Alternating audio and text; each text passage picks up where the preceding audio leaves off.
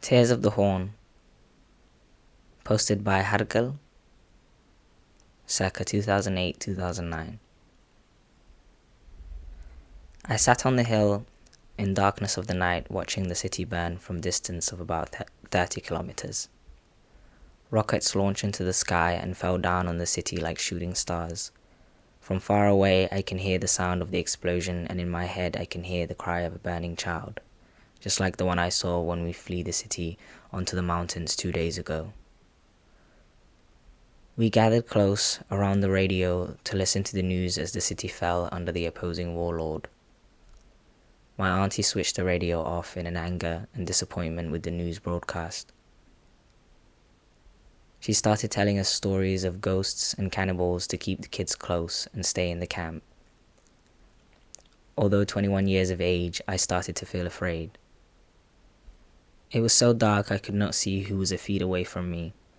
Suddenly there was a light coming up the hill towards us.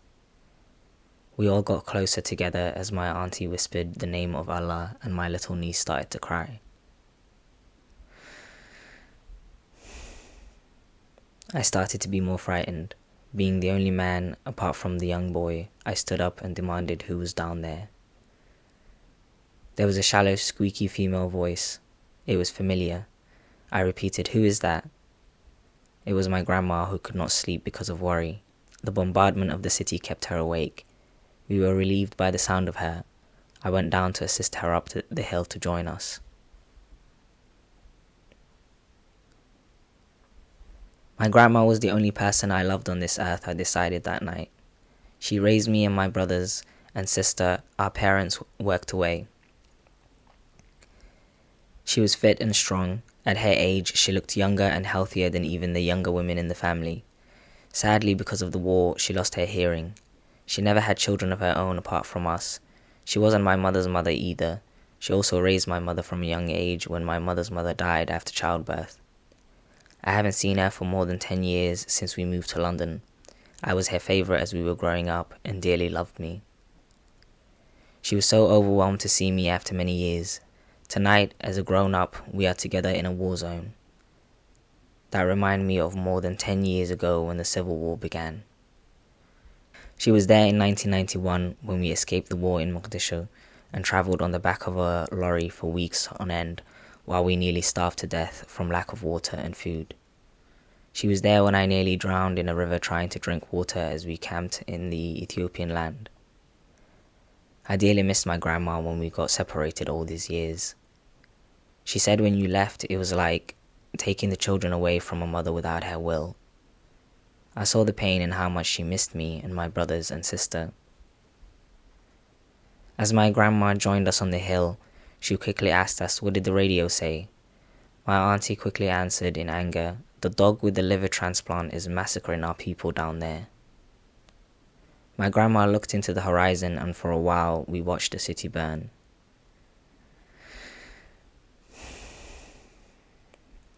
I'm going to take a few breaths. You're welcome to join me. Or drink some water.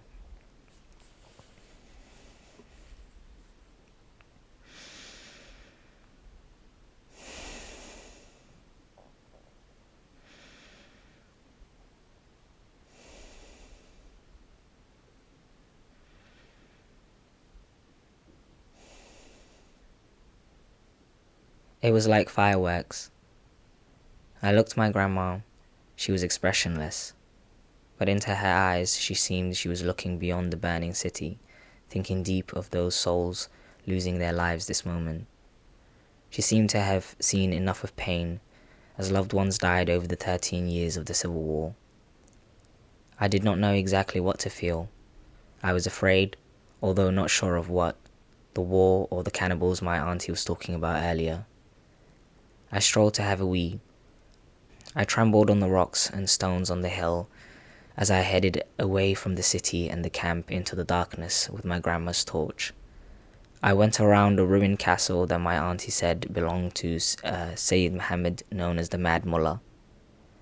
As I stood there, I looked into the surrounding mountains, which were completely dark, but far away I saw a light. It flashed on and off and stayed bright for some time. For a second, I thought that must be the cannibal. That was silly, I thought. I remembered a group of teenagers who based the waters at our camp yesterday. They told me they were going up the mountains to collect gum. It was the gum season and they were going to sell it to Emirates countries. It must have been them having a campfire far away. I switched on and off my torch to greet them. To my shock, another light shone from the same spot, flashing on and off as I was doing with my torch. I smiled and waved my hands as I twirled the torch.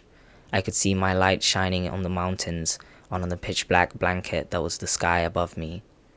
Suddenly the earth moved and rocks strolled down the hillside.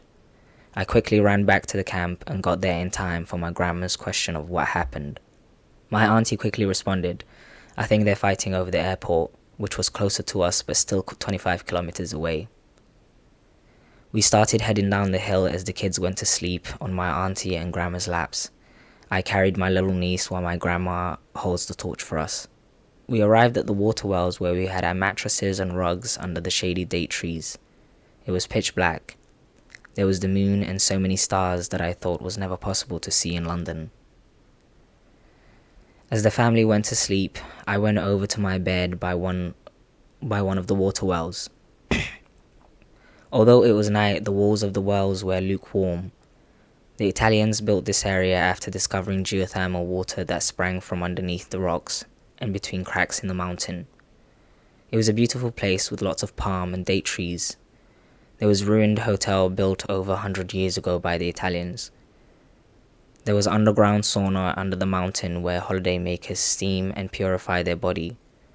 There was a belief that this water was good for rheumatoid arthritis.